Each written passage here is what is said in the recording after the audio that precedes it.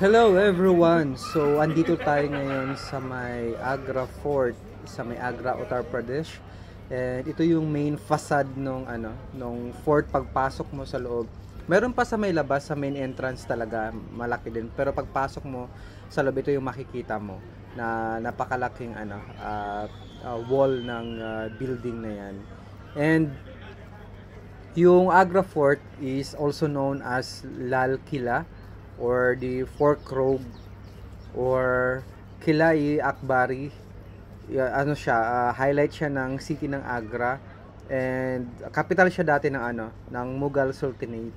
And Agra Fort is a symbol of power, strength and resilience, and it is stand today in its full glory. Nakikita nyo naman na okay pa din yung status ng fort, no? So ayan, and before madami na silang mga tawag dito, war na naganap diyan kasi nga invasions ng iba't ibang mga sultanate, iba't ibang mga power dati sa India. So ang ginawa nila yung fortification na to para maprotektahan yung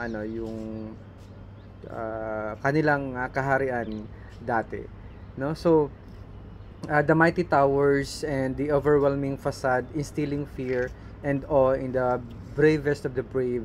Yet there were the few who overcame the daunting adversities and make their mark in the history.